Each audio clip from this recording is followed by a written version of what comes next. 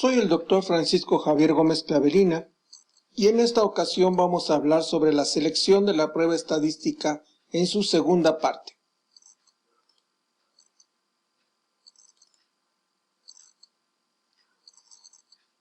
En la sesión previa se identificaron las partes del diseño estadístico y los procedimientos para la exploración de las características de los datos que serán sujetos al análisis estadístico. En esta diapositiva se resume el proceso de selección de las pruebas estadísticas tomando en cuenta el objetivo, el número de grupos y la escala de medición de las variables. Como parte del análisis global de los datos, nunca debe omitirse la inclusión de los estadísticos descriptivos de los datos, de los mismos. Es decir, es necesario que los investigadores resuman cada una de las variables estudiadas en medidas de tendencia central y de dispersión, tomando en cuenta la escala de medición de las variables y su distribución. De esta forma, las variables cualitativas habitualmente se presentan como frecuencias simples o proporciones, la media como medida de tendencia central y la desviación estándar o desviación típica como medida de dispersión. Esta solo aplica con variables cuantitativas continuas y que tengan distribución normal. En las variables cuantitativas discontinuas o continuas que no tienen una dispersión normal, se deben expresar como mediana y rango intercuartilar. También es adecuado utilizar el valor mínimo y el valor máximo respectivamente. En la diapositiva, decía yo, tenemos al menos tres elementos que nos permiten tomar decisiones.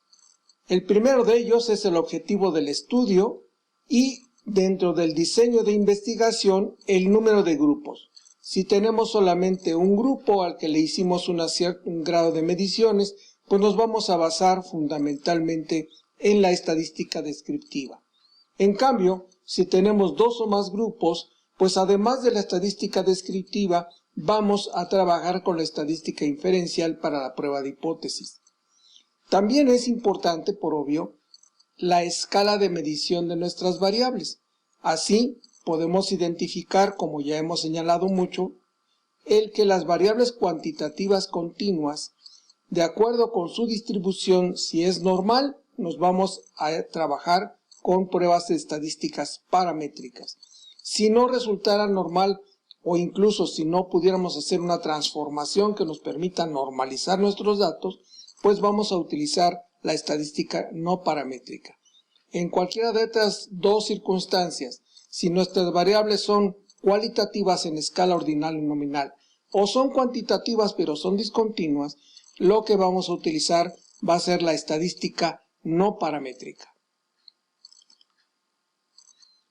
En esta diapositiva podemos identificar algunas de las características comunes de las pruebas paramétricas. En la ocasión anterior señalábamos que las pruebas paramétricas suelen ser estrictas, es decir, tienen ciertas características que de alguna manera deben cumplirse, si no estaríamos aplicando una prueba sin la legitimidad necesaria para hacerlo. Nuestro rigor entonces se rompería y como consecuencia no estaría adecuadamente utilizada una prueba paramétrica. ¿Cuáles son estas características? Número 1. Que exista independencia de las observaciones, con la excepción dada de los datos pareados, es decir, cuando tenemos un estudio antes-después, pues necesariamente hay una dependencia de un grupo con el otro. Pero si no es así, pues tenemos que utilizar o tenemos que considerar esa independencia de los grupos.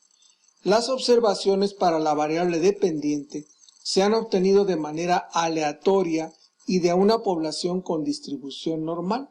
Es decir, si nuestra población ya de donde vamos a tomar la muestra tiene en sí misma una distribución normal y además de esto en nuestro diseño del muestreo nosotros obtuvimos de manera aleatoria la asignación o la selección del elemento que se va a estudiar, pues estamos cumpliendo con una de las exigencias de las pruebas paramétricas.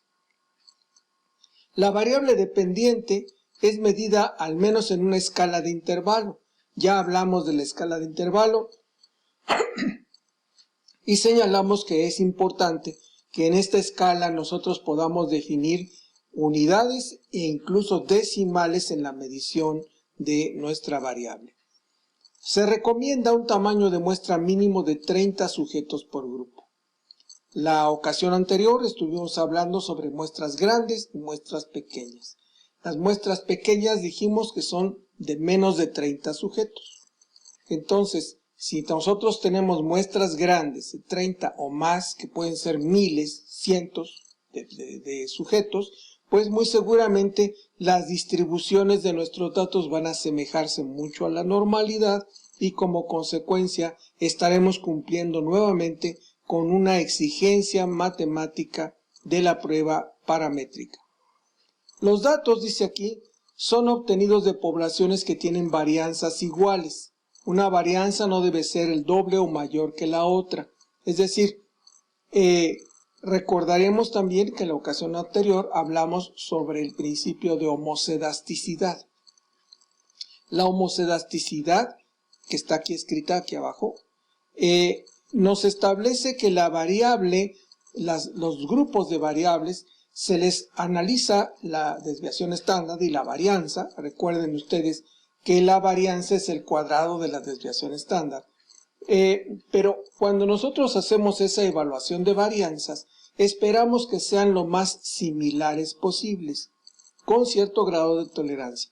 Si es el doble o incluso mayor, nosotros ya rompemos el principio de homocedasticidad y por lo tanto ya no sería legítimo aplicar una prueba estadística paramétrica.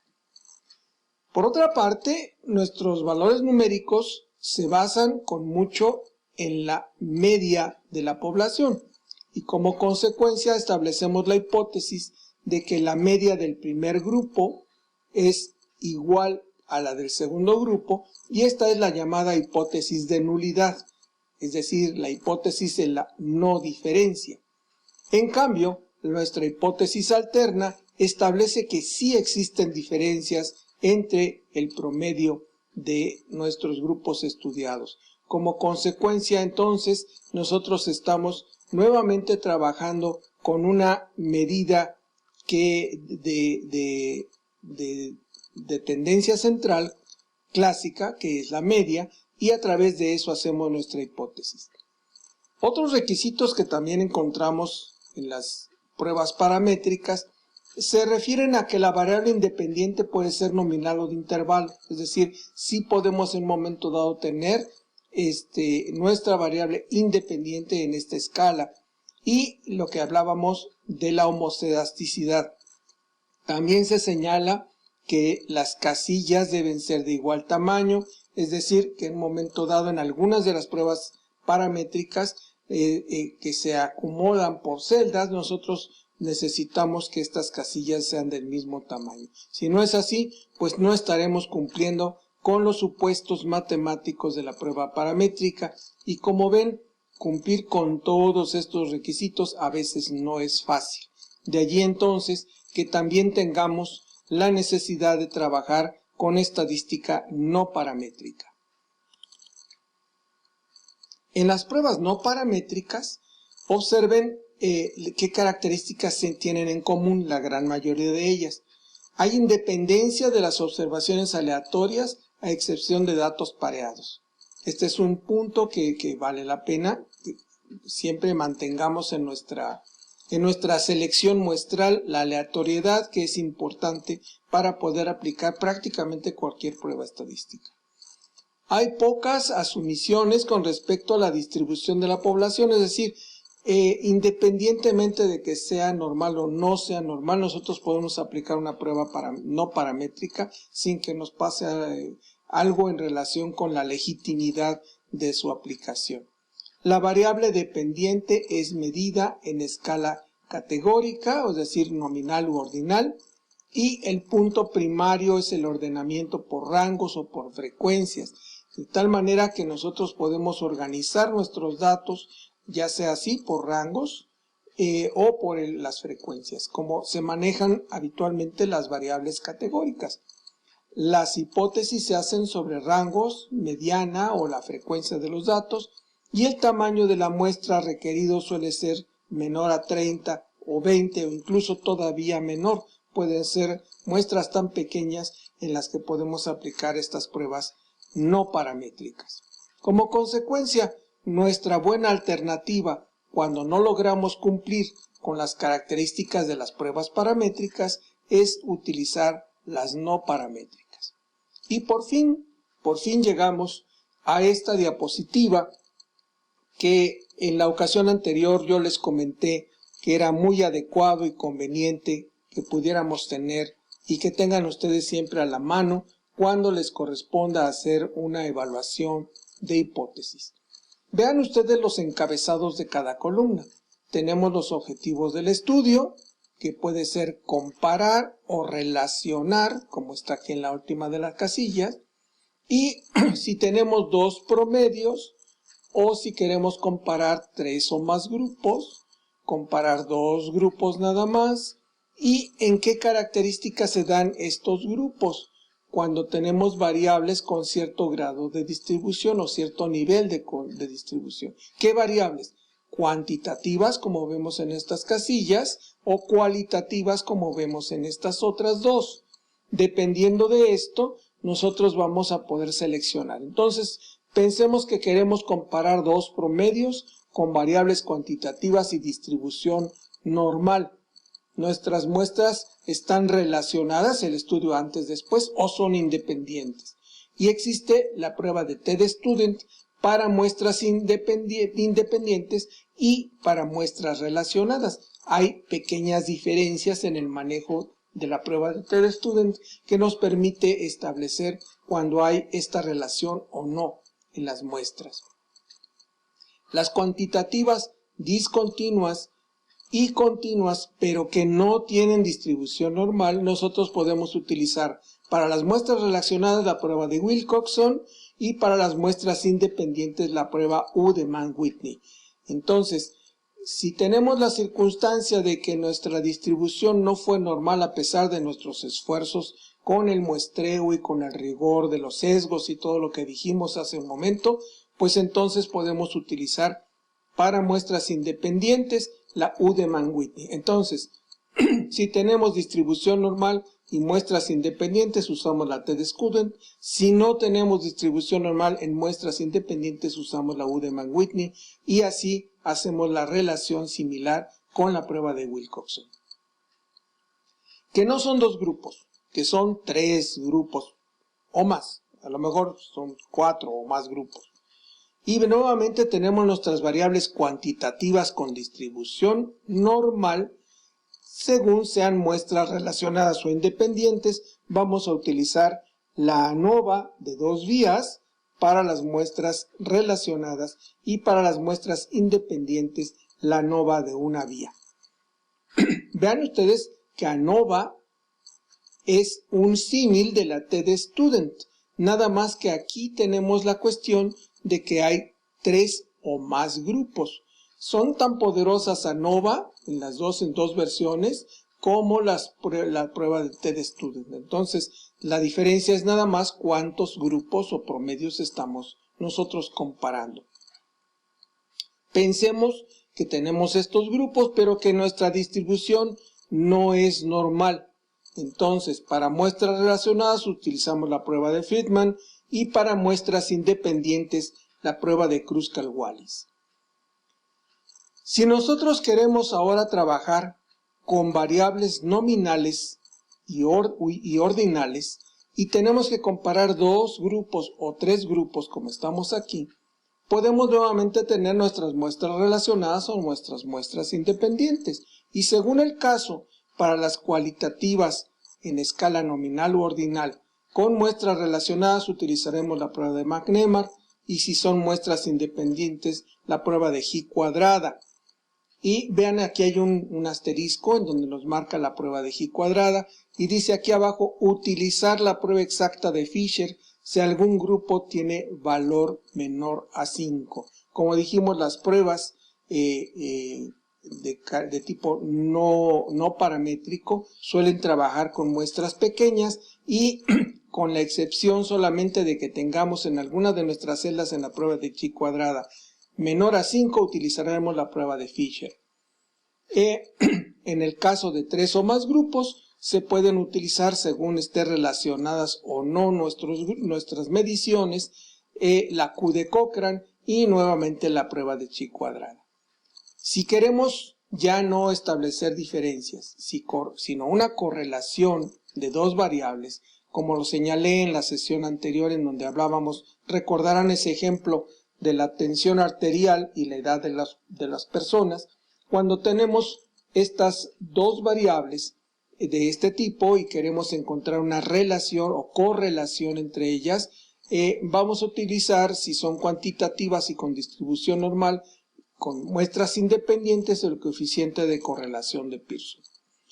Esta tabla, insisto, solamente nos está mostrando un número un tanto reducido de pruebas estadísticas. Hay muchas pruebas estadísticas y dependen de otras muchas cosas. Y estoy hablando de los diseños que más comúnmente se identifican en la literatura.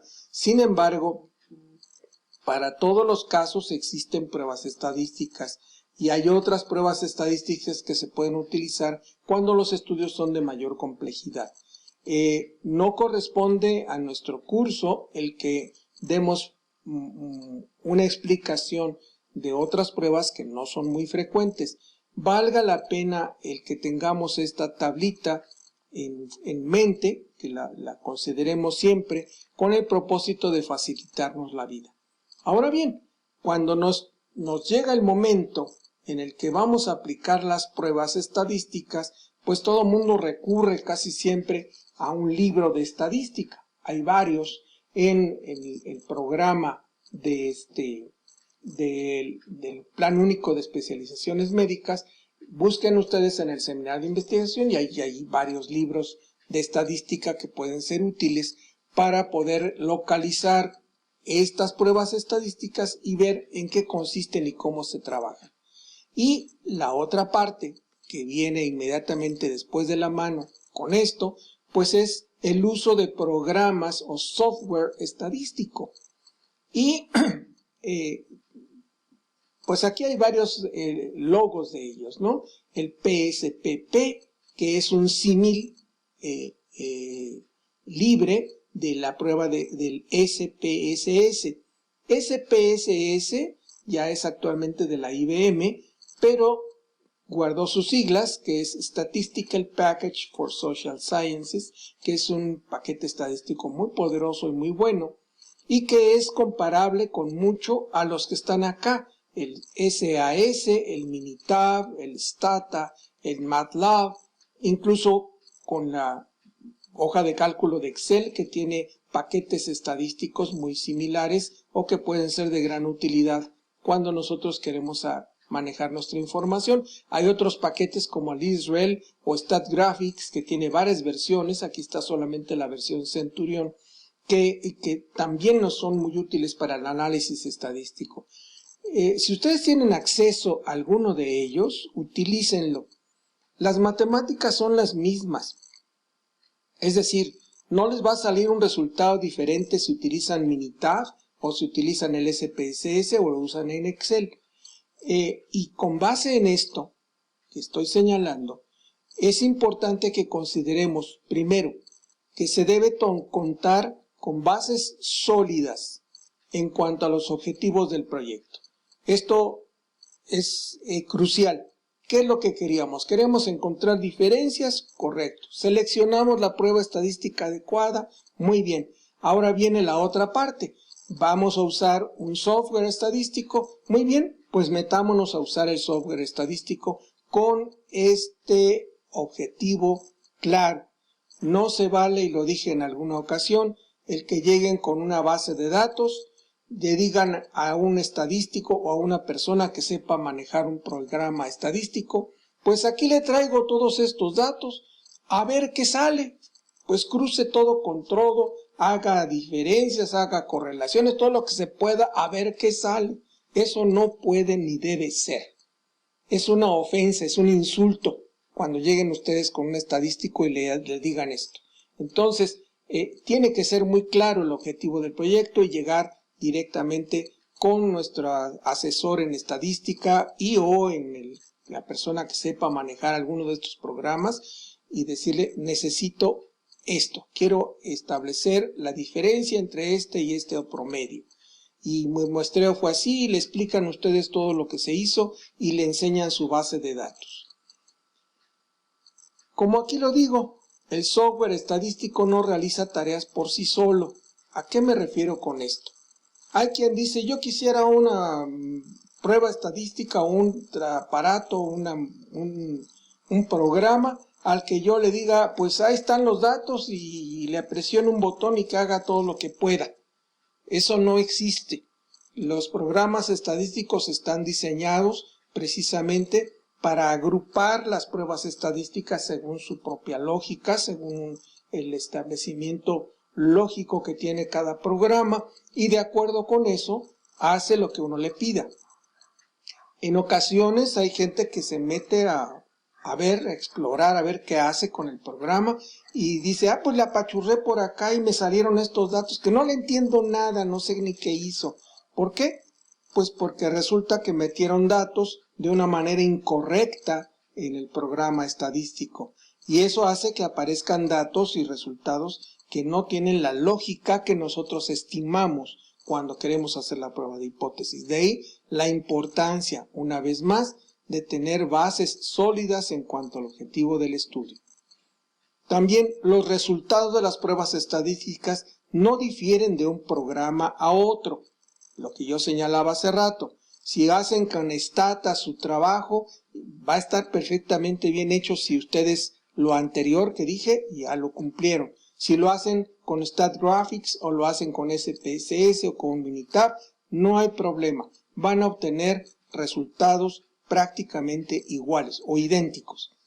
Y como consecuencia de lo que acabo de decir, conviene asesorarse con personas que tengan experiencia en el manejo del software que se haya seleccionado o que ellos tengan a la mano. Si nuestro estadístico dice, yo sé manejar muy bien Minitab, adelante, con ese lo hacemos.